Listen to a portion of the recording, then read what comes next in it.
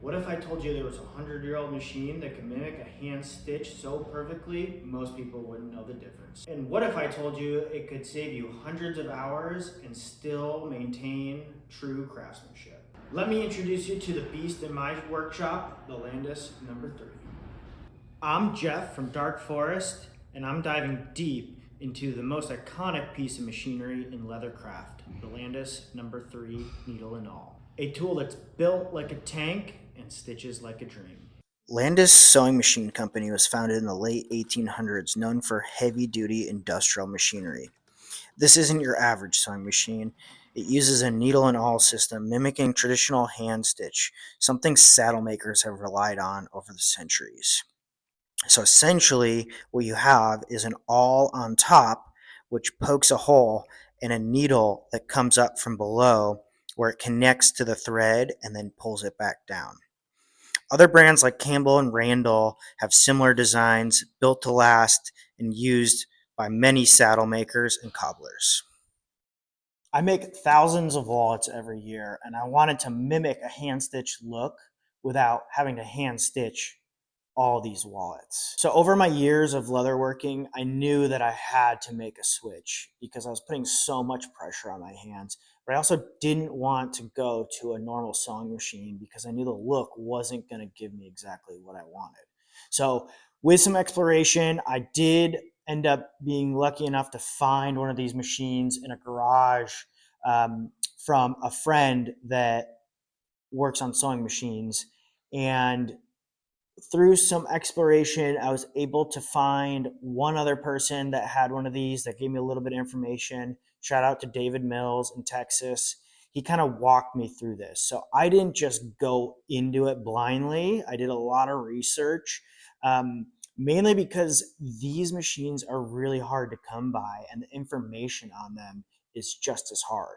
So I wanted to make my wallet have a really thick, beefy stitch. And when I bought my first sewing machine, I realized quickly that I could only go up to a certain thickness, and it wasn't exactly what I was looking for. And I also would have a little mark on the backside where the needle would come out of the leather wallet, and it wasn't ideal for me. So I was searching for something that could do the trick. And once I found out about a needle and awl, I thought maybe this would be my answer.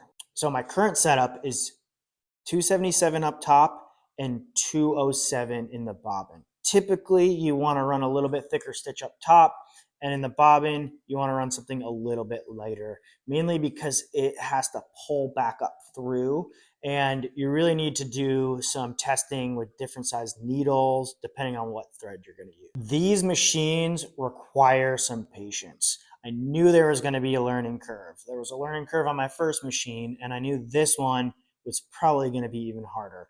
So I had the expectation when I first bought it that I was going to have to learn through trial and error, making mistakes, throwing wallets at the wall. And it was about 6 months before I really started to kind of cross over into something that I was really happy with. Fast forward a year later, I'm very much more confident in what I'm doing. The stitching is coming out. 9 out of 10 wallets are perfect. But because this machine is so old, I was worried that I wasn't going to be able to find parts. And David Mills told me that one guy from the Amish country had bought all the parts because Landis doesn't exist anymore. So he gave me his number. I gave him a call, and I was looking for a bobbin winder and an edge guide. And through the help of David, I was able to get my hands on these two missing pieces that were going to, connect me with everything I needed to make this thing run. Honestly, I couldn't be happier with my decision to go with a needle and awl machine. It was extremely frustrating to get through to the other side, but in the end, my productivity has increased tremendously. The look of the wallets are amazing. This machine is constructed so well that I don't ever really worry about it breaking. All I really need to do is oil it, listen to the sounds that it's making. I can tell when there's something wrong just by a sound. And really, the two things that I encountered when I was doing this was that when you use too much glue, it would gum up the bottom of the needle because the awl was pushing some of the glue out of the other side. I also had to learn how to wind the bobbin, which was a little tricky at first. There's little to no information out there. I couldn't find any videos anywhere on the internet except for my man in Texas.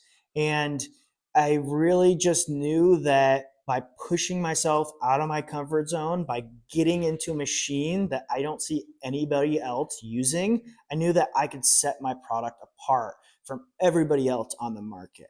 At the end of the day, the Landis number 3 fits my motto perfectly, just like they used to make them.